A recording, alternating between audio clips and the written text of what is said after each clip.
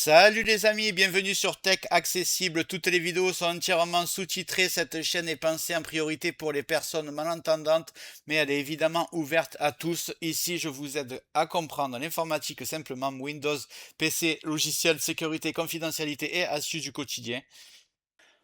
Quand on parle confidentialité sur Windows, on pense souvent à la télémétrie, à la publicité ciblée ou à l'historique d'activité. Mais il existe aussi des mécanismes beaucoup plus discrets, rarement expliqués, qui laissent des traces locales sur ton PC. Windows Error Reporting en fait partie. Ce système enregistre automatiquement des journaux techniques lorsqu'un logiciel plante ou qu'une erreur survient. Ces rapports peuvent contenir des fichiers, des chemins de fichiers, parfois même des noms de documents et ne sont jamais nettoyés automatiquement. Ce n'est pas de la surveillance permanente, mais ces données restent stockées sur ta machine et peuvent, selon les réglages, être envoyées à Microsoft en cas de crash. Et si ton PC est compromis ou simplement accessible par un tiers, ces informations peuvent révéler une partie de ton activité. Donc, dans cette vidéo, je vais te montrer ce que Windows Error Reporting stocke réellement, où ces données se trouvent et comment limiter ou désactiver ce mécanisme proprement sans impacter l'utilisation normale de Windows. Windows Error Reporting n'est pas un espionnage réel, mais ce mécanisme laisse des traces locales sur ton PC, des journaux techniques, parfois des chemins de fichiers et dans certains cas des noms de documents. Ces données ne sont jamais nettoyées automatiquement et peuvent être envoyées à Microsoft lors de crash selon les réglages. Même si le risque est limité, l'objectif ici est simple, réduire au maximum les informations stockées inutilement et garder le contrôle sur ce que Windows enregistre en arrière-plan. La manipulation que je vais te montrer est rapide et sans danger et elle ne change rien à l'utilisation quotidienne de Windows. La première chose que vous allez faire, c'est taper service ici dans le champ de recherche. Si jamais service n'apparaît pas, comme c'est le cas pour moi parce que j'ai fait pas mal de réglages, vous tapez simplement exécuter. Voilà, ici.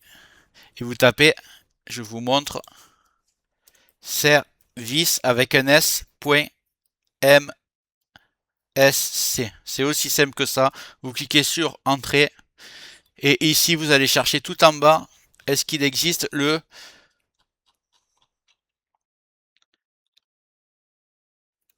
service Windows Error Reporting? Vous voyez que moi, je ne l'ai pas.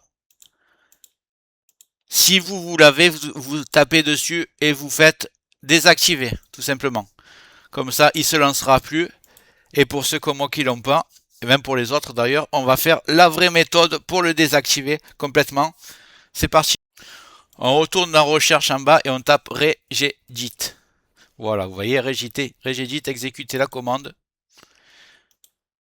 Vous allez chercher une valeur spéciale. Moi, je l'ai fait déjà pour préparer le truc, mais je vais vous montrer comment c'est. Hop. Donc, vous allez en premier dans HK Local Machine. Vous descendez. Vous cherchez Software, vous ouvrez. Vous descendez. Vous allez chercher Microsoft. Vous descendez.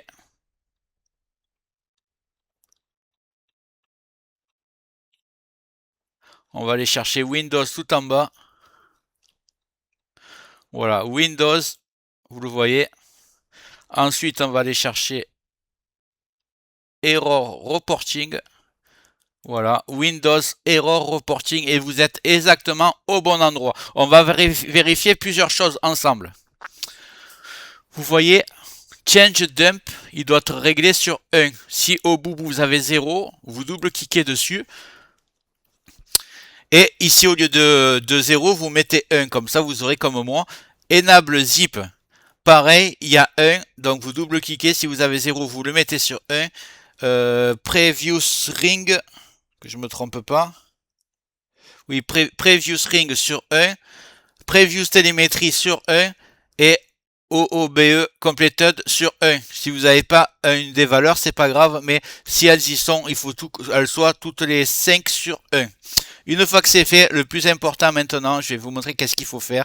Là, vous cliquez sur le blanc et vous faites un clic droit. On va créer une nouvelle valeur des Word 32 bits. Suivez, c'est vraiment pas compliqué à faire. Vous cliquez droit n'importe où. Vous faites nouvelle valeur, dword 32 bits. Vous allez l'appeler tout simplement disable. Avec un D majuscule. Disable. Voilà, vous le laissez comme ça. Ce n'est pas un S à la fin, c'est un D. Excusez-moi. Disable. C'est bien ça. Disable. Voilà, avec un D comme ça. D-I-S-A-B-L-E-D. C'est en anglais. Vous cliquez sur Entrée. Là, vous allez double-cliquer dessus et vous allez faire Modifier. Vous voyez que la valeur est sur 0. Vous allez la mettre tout simplement sur 1. Et vous allez cliquer sur OK. Ici, vous pouvez fermer la fenêtre et l'opération est déjà finie. Voilà, j'espère que cette vidéo t'a plu. Si c'est le cas, tu mets un like, clique sur le carré bleu en bas à droite pour t'abonner. N'hésite pas à mettre les notifications sur toutes, comme ça tu auras toutes mes futures vidéos dans ton écran de bienvenue YouTube et je vais envoyer du très lourd, au moins 2 par jour. Je te dis à bientôt et je te remercie d'avoir regardé jusqu'au bout. A plus, ciao.